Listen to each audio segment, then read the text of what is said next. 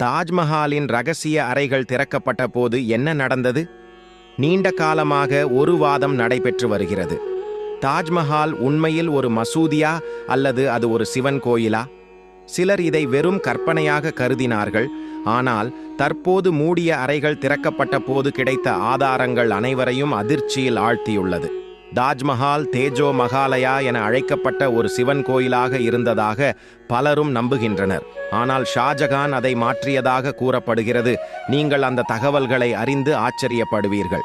நாம் இன்று பார்க்க இருக்கின்ற விஷயம் இந்தியாவின் வரலாற்று மர்மங்களில் ஒன்றாக இருந்து வரும் தாஜ்மஹாலை பற்றியது. அது உண்மையில் ஒரு இந்து கோயிலா? பல்லாயிரம் ஆண்டுகளாக இந்தியாவின் வரலாறு பல மாற்றங்களை சந்தித்துள்ளது. மன்னர்கள் மாற்றப்பட்டார்கள், பேரரசுகள் வீழ்ந்தன, புதிய கட்டிடங்கள் உருவாக்கப்பட்டன.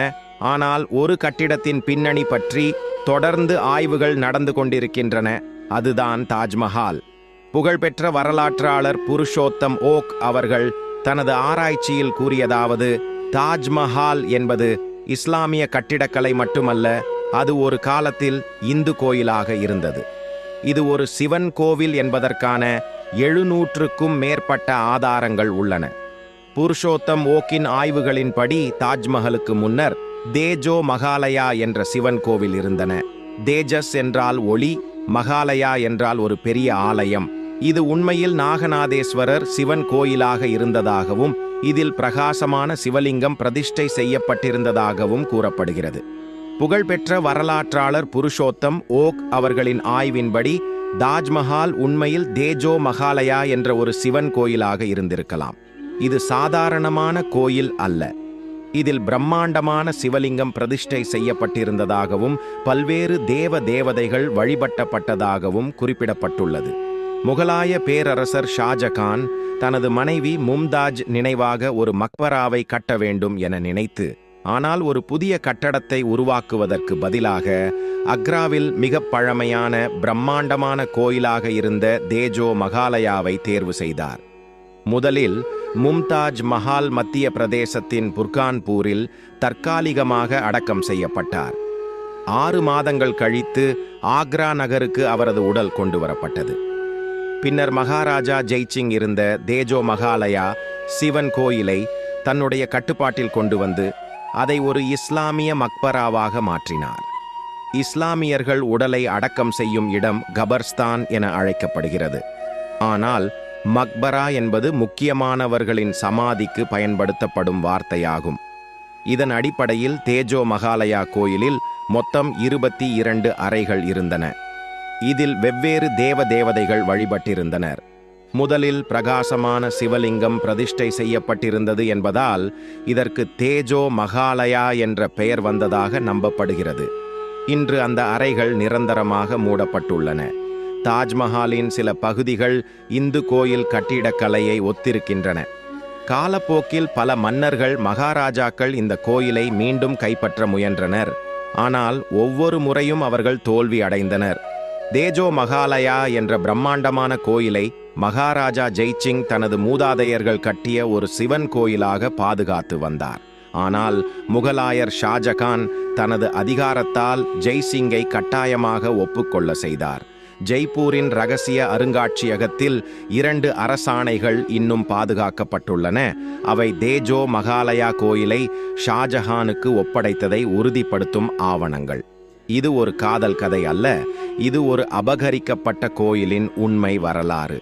தாஜ்மஹாலின் சுற்றுவட்டாரத்தில் பல்வேறு இடங்களில் ஓம் என்ற அடையாளம், சிவபெருமானின் திரிசூலம் மற்றும் யானை மீது அமர்ந்திருக்கும் சிவன் உருவம் காணப்படுவதாக சிலர் தெரிவிக்கின்றனர். இந்த சிற்பங்கள் மற்றும் வடிவங்கள் இது ஒரு காலத்தில் சிவன் கோயிலாக இருந்திருக்கலாம் என்ற கேள்வியை எழுப்புகின்றன. தாஜ்மஹால் கட்டிடத்தில் திரிசூல வடிவம் பல இடங்களில் காணப்படுகிறது. குறிப்பாக இந்த திரிசூலம் துருப்பிடிக்காத தன்மை கொண்டவை என ஆய்வுகள் காட்டுகின்றன. இது சிவபெருமானின் வழிபாட்டு இடங்களில் பயன்படுத்தப்படும் பழங்கால கோவில்களுடன் ஒத்துப்போகிறது. இந்துக்கள் கோயில்களில் உள்ள கும்பப்பானை தாஜ்மஹாலின் மேல் பகுதியில் காணப்படுகிறது.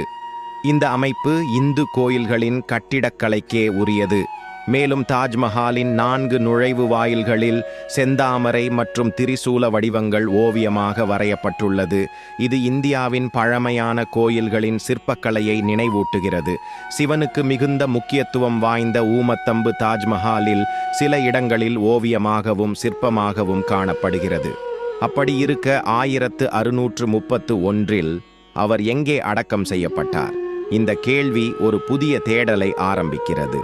1632 முதல் 1653 வரை கட்டப்பட்டதாக கார்பன் டேட்டிங் ஆய்வுகள் தெரிவிக்கின்றன.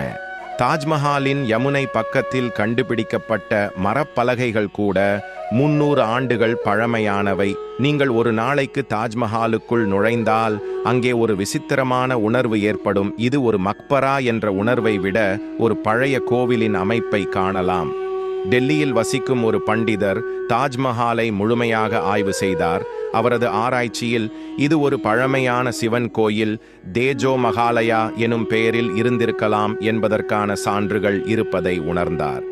இதை உணர்ந்ததும் அவர் ஆழ்ந்த சிந்தனையில் மூழ்கினார். இந்த உண்மை உலகிற்கு தெரிய வேண்டும் என்ற எண்ணம் அவரை தொடர்ந்தது. தனது ஹிந்து மரபு தொடர்பான உண்மைகளை ஆய்வு செய்ய வேண்டும் என அவர் உறுதி செய்தார். இதற்காக டெல்லியின் தீபக் சாஸ்திரி ஒரு திட்டம் தீட்டினார்.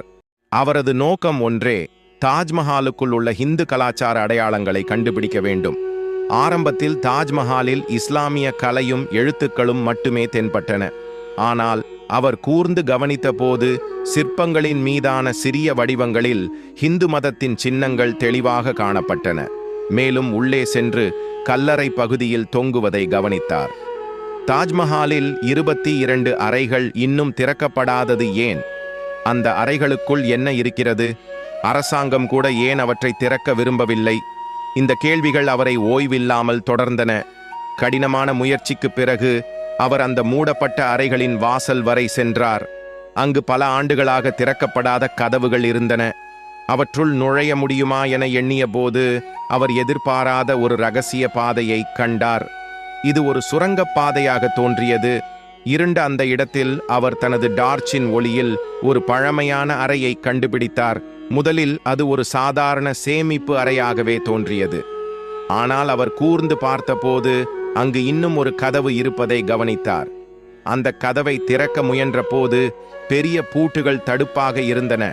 அவற்றை உடைக்க பல்வேறு முறைகள் முயற்சி செய்த பிறகு இறுதியாக கதவு திறந்தது. உள்ளே நுழைந்த திலீப் சாஸ்திரி அதிர்ச்சி அடைந்தார்.